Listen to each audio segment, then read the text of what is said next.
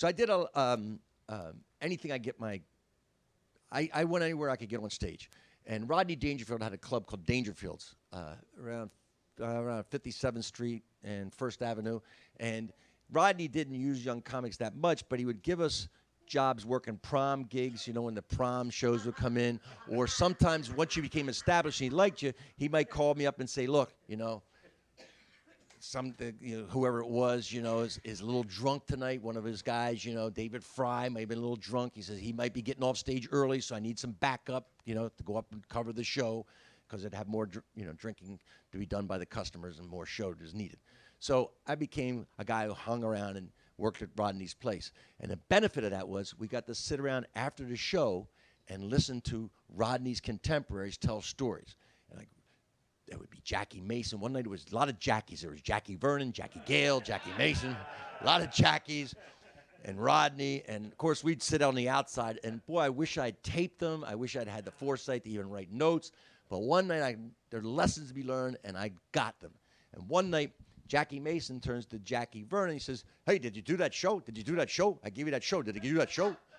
He says, what show? That show last Saturday night. Did you do that show? He goes, nah, I didn't do it. What do you mean you didn't do it? They didn't meet my price. What do you mean meet your price? Did you have another show? Did you have another show that night? No, I didn't. And you didn't do that show I gave you? Then you have no price. You have no price. That was my lesson, and that was my lesson. And it really rang true to me, because when I was growing up, my grandfather was a farmer. He always says, you do a job until you finish that job, then you do another job. And if you get a better job, you take that. But you do the job you have until you get a better job.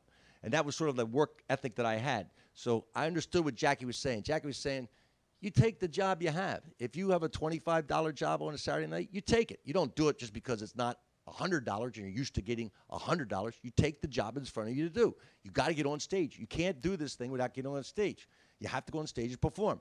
And the money thing is sort of a incidental. At least that's what I got out of that story. And from then on, I always took the job. And it paid off for me almost immediately.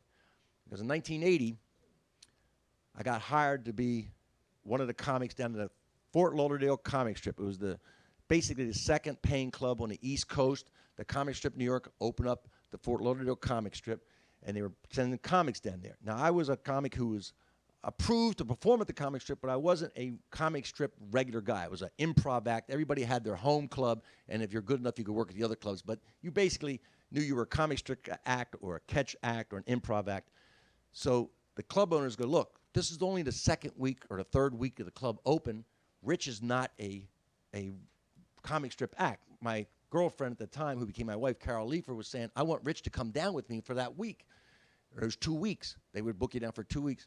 And they were like, no, Rich can't go down there as a regular act yet because we have so many more comic strip acts that haven't gone yet, and it would make them angry.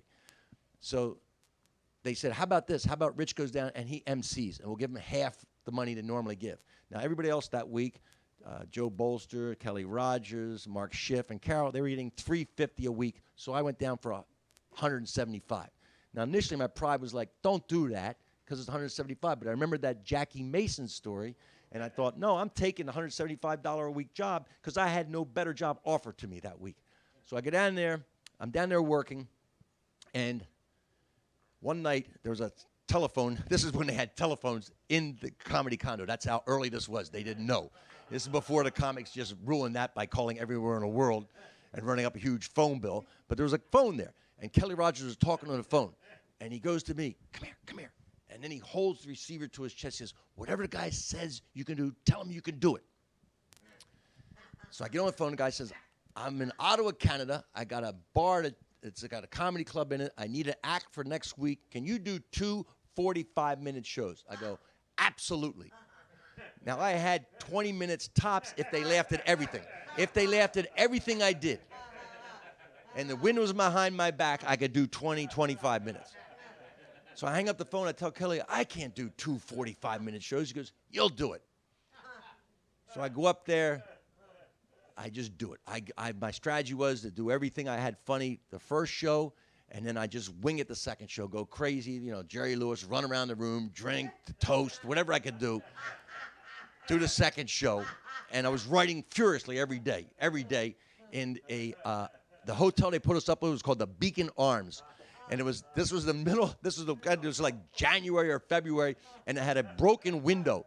This little hotel and they had cardboard stuck in the window. And every night, I wasn't even smart enough to go get duct tape or whatever. Every night, the wind would blow the cardboard out, and I'd wake up with snow on my bed. I slept with every bit of clothes I had.